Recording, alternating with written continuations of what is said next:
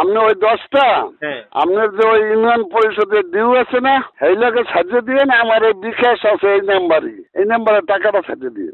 এভাবেই রতনদী তালতলী ইউনিয়ন পরিষদের সচিব গোলাম মাওলা শুভকে ভিজিএফের চাল বিক্রি করে দিতে বলছিলেন বিএনপির আহ্বায়ক হায়দার আলী শরীফ। সামাজিক যোগাযোগ মাধ্যমে ভাইরাল হওয়া এই অডিও ক্লিপে তাকে আরও বলতে শোনা যায়, 10 বস্তা চাল বিক্রি করে যে টাকা পাওয়া যাবে তা যেন বিকাশে পাঠিয়ে দেওয়া হয়। রতনদী তালতলী ইউনিয়ন পরিষদের বিএনপির আহ্বায়কের এমন অডিও রেকর্ড সামাজিক যোগাযোগ মাধ্যমে ভাইরাল হতেই শুরু হয় তুমুল আলোচনা। যেই ঘটনার জেরে এবার হায়দার আলী শরীফকে সব পর্যায়ের পদ থেকে অব্যাহতি দিয়েছে বিএনপি। সোমবার গলাচিপা উপজেলা বিএনপির সদস্য সচিবের স্বাক্ষরিত এক প্রেস বিজ্ঞপ্তিতে ভিজিএফের চাল বিক্রির অর্থ বিকাশে চাওয়ার অভিযোগে তাকে অব্যাহতি দেওয়া হয়, যেখানে এই ঘটনাকে দলীয় শৃঙ্খলা ভঙ্গ এবং দলের নীতি আদর্শ পরিপন্থী বলে উল্লেখ করা হয়েছে। যদিও এই ঘটনায় এখনো মুখ খোলেননি হায়দার শরীফ।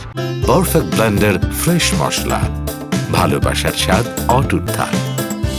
তার বিরুদ্ধে আসা অভিযোগের শুরু থেকেই তুমুল আলোচনায় রয়েছেন তিনি। প্রাকৃতিক দুর্যোগে ক্ষতিগ্রস্ত পরিবারকে বিনামূল্যে দেওয়া খাদ্য, ভিজিএফের চাল নিয়ে এমন কারবার করায় নেটিজেনদেরও এ সময় সরব হতে দেখা যায়। সোমবার সামাজিক যোগাযোগ মাধ্যমে ছড়িয়ে পড়া এক অডিওতে হায়দার আলী শরীফকে ভিজিএফের চাল বিক্রির অর্থ বিকাশে চাইতে দেখা যায়।